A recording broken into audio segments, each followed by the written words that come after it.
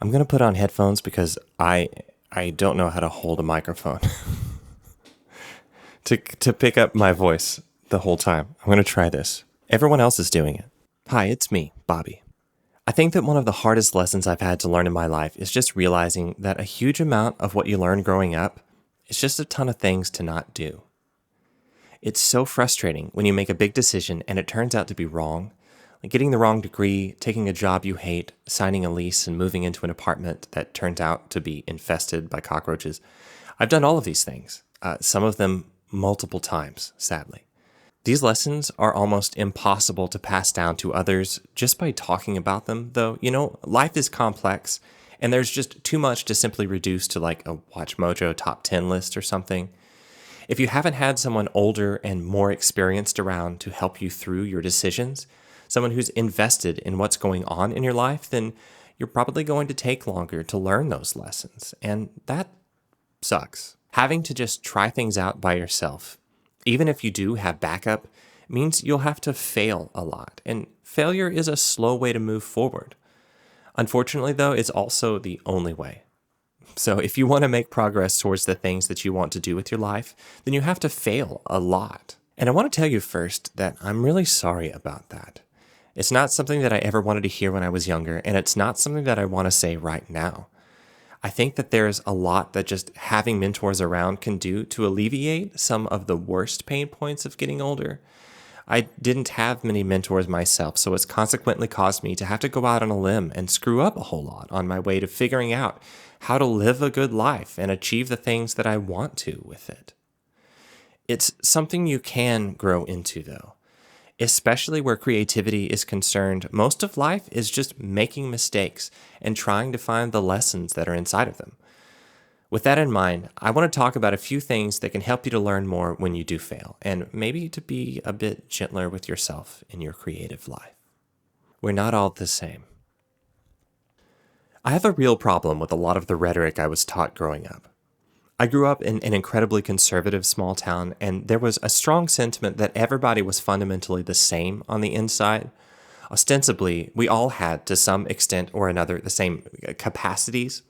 I think that maybe some of this might have to do with like constitutional originalism, which will take something from the Constitution, like say, all men are created equal, and extrapolate a universal moral truth from it, as if early Americans were like prophets or something. That may sound needlessly political, but I assure you, everything is political, especially in a town like the one that I grew up in. The truth is that from person to person, though, we're just not all the same. Each individual has different capacities based on a million different factors, both internal and external. It doesn't mean that we're not all worthy and valid as people, though. Far from it. We just aren't meant to be able to do everything ourselves. And in order to achieve the amazing things that we're capable of as humans, we have to work together. Younger me would have rejected this assertion out of hand. It would have made him feel like the world was unjust. How could a perfect creator have made a world that wasn't, at its most basic level, fair? Well, I have a different set of beliefs than I used to, and I think now that we have to work together to bring more fairness to the world. Anyway, it's taken me a long time to learn that not only are there some things that I'm actually just not good at, there are also some things that I just hate doing, even though I used to think that I'd like to do them. And all that matters if I want to be happy in this life. I'm a pretty good director, for instance, but I'm also a pretty terrible producer. I forget things. I leave out important information. I have a really one-track mind. I'm a good writer, but I'm not the best researcher, so I tend to burn out on longer writing projects and need to bring in a partner. In the same vein, I'm a great sprinter, but I'm a bad marathoner. But I like doing long distances more than sprints. It's disappointing to learn these things about yourself, but doing so will help you in finding jobs you really like doing, and not just the ones that you like the idea of. You may have things in your life that when you were young, you loved doing them, but you found out as you grew older that you're really just not very good at them. And you know what? It's okay to change your mind. It's okay to ask for help. It's okay to find that after years of working towards a skill or goal, that you just aren't good at it or you don't like doing it. And that doesn't make you a bad person. It doesn't mean that you're less worthy than somebody who was lucky and found their thing early in life and achieved mastery in it already. You're worthy because you're here, not because you proved you belong to some imaginary cast of mystically capable people. We're all different in a lot of ways, and some of those ways we just don't have much control over. Often the advantages that the successful have are invisible. The hidden hands of parental involvement, wealth, opportunity, and sheer luck may not even be intentionally hidden from the outside observer. They may just be invisible to the person who's benefiting from them.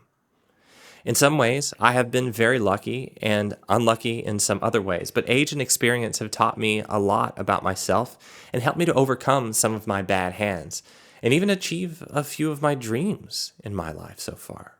Just don't hold yourself to anybody else's standards. They don't matter. Create your own metrics for what defines your success because you're not somebody else, you're you, and that's a beautiful thing.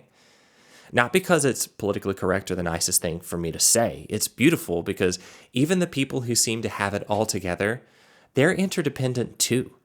We need each other, and as we drift further away from one another physically, burying ourselves deeper and deeper into labyrinthine suburbs and internet foxholes, we're robbing ourselves sometimes of the myriad gifts that others have that complement our own.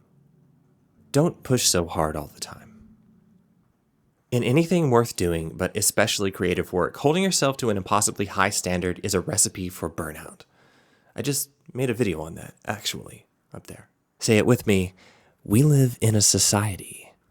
A society in which entertainment is big money, and all of the value of a person's individual expression can somehow be reduced to just dollar signs and sales metrics and corporate synergy, whatever that means. I have to admit to having many times lost sight of the value of art as expression and communication, a way to share and give of ourselves to one another freely, using more than just words. We're separated from the people who create the movies and cartoons that we watch, the designs that serve to decorate commodities, the games we play, and the music that rushes in to fill the long silences in our drives and shopping trips. Art as a function of capitalism can easily lose its meaning beyond distraction, and that means that we're often only presented with the aesthetics of a thing. It's reductionistic, and it makes creative professions sometimes feel especially soul-sucking. When something you've poured yourself into has all of its personal gravity lost in its translation to a packaged consumable, you as a creator have been reduced down in the same way. I've only found one antidote to this so far in my life, and it's to release myself from the pressure to always be creating my best work for clients. If you need to produce consistently, and I know this is like a dirty word to Ralph Waldo Emerson, but it's necessary for a creative career. If you need to produce consistently, then you need to rely more on the rote reproduction of the concept, since it's impossible to produce only masterworks all the time. You need to release your work freely and load it down with fewer expectations and just, do the thing a bunch of times. Remember that you have the right to not be liked by everyone, and so does your work. You have the right to not care what everyone thinks of you. It's hard to grow into this space, but I promise that it's possible with enough practice. I've learned to place limits on how much I allow myself to care about most of my client work. Not in that I do a poor job or something, but in that I just load it down with less metaphysical baggage. If the client wants a product, I can make a product. And I can conduct myself like a person who understands that once it gets to the intended audience, that is totally fine. The most important piece of this puzzle for me, the capstone of the arch, has been falling back in love with the process of creating. If I can let myself enjoy the act of making something that is otherwise mundane by altering my process to be as enjoyable as possible, as easily repeatable, and as stimulating as I can make it within those parameters, then I can be simultaneously less concerned with the outcome and more certain of its consistency. To whatever extent I can, I use the tools and processes that are most enjoyable to me, and I find ways into that process that are the least overwhelming. Your standards may just be too fucking high to be able to hang long-term in a creative career. And you have to decide if you want to lower those standards to a level where you can hang, or if maybe you want to split your focus or try doing something else for money. No matter how you choose to deal with it, burning yourself out is the fastest way to resent the things that you enjoy doing the most. Celebrate your successes. This may sound like it contradicts my previous point at first, but stick with me here. You have to be able to stop and celebrate your successes. Enjoy the things that you've completed. I recently had a film I made get into a local film festival. For other filmmakers, I'm sure that this just isn't a big deal. They may get into a lot of them, but so far I haven't made it into very many with my original work. And this was a chance to experience something I made in the way that it was intended, in a big theater where I could feel the energy of the crowd and indulge in the fantasy of seeing my art on the big screen. However, I had a lot of shit going on in my life, and I just didn't go.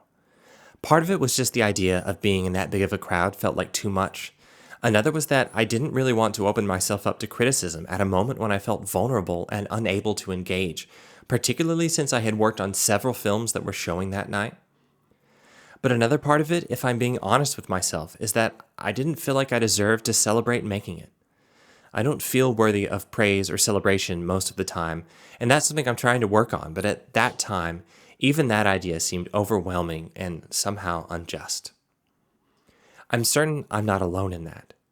I get so down about my own abilities, especially when it's something that I made for myself, and so caught up in comparing it to others' art that I don't take time to celebrate the things that I made. But I'm learning more and more that this is necessary to avoid burnout. We need to be able to put ourselves in a position where we can enjoy the things that we make, especially when we've really poured ourselves out into them. Of everything that I've said today, I have to be really real in that I'm failing to do this all the time. I really am my own worst critic, and I'd bet money that you're the same way. I don't know how to force myself to change this, but I do know that I want to change it. What's the point of living a difficult life of creativity if I can't enjoy the best parts of it? I'm not really sure beyond the fact that I don't know any other way to move through the world. So if you have any suggestions, please leave them in the comments below. This is really complicated. Being kind to yourself in a world that teaches us not to have compassion for ourselves or others is an act of rebellion.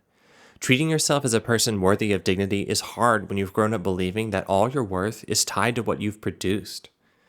We treat our bodies like expendable resources and our minds as passengers in them, divorced from our own auto-exploitation. This summer, I spent time in an inpatient mental health facility. I was completely burned out, and my ability to attach unreachable expectations to everything I did meant that eventually, manic and out of control, I snapped, and I couldn't take care of myself for a time. One thing that I learned in my time in inpatient was what embodiment was. I learned to place myself as a whole being in the present, right here, in the only time that's really alive and available to me. It's too easy to try and adapt to a world that pulls us in 1,000 directions at once by splitting ourselves up into parts.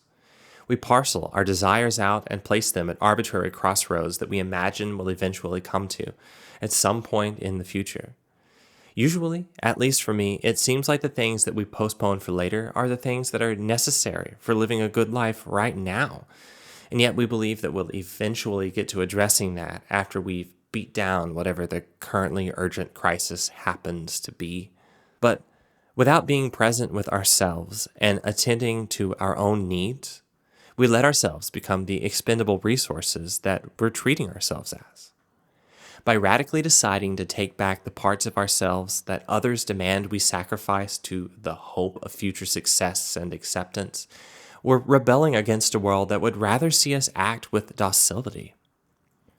Growing up, nobody ever taught me to take up space and to be my own advocate. I was a good little boy, always capitulating and afraid to stick up for myself. But believing that I'm worth the oxygen and space that I use is fundamental to learning to be kind enough with myself to create my best work, and that's not a contradiction.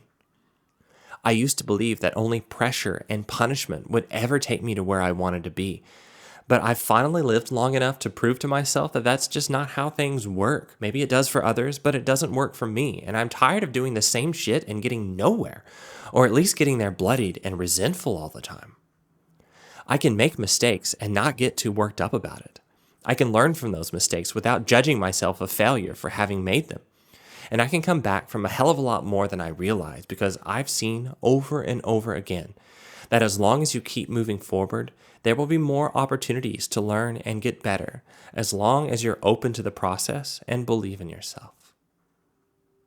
Okay, that last video ended abruptly, so this time I'll actually say bye. Is there anything that you'd add to what I've said?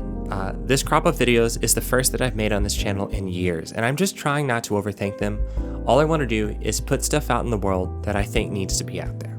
So anyway, leave a like or a dislike, leave a comment if you feel like it, and anyway, I'll see you in a few days.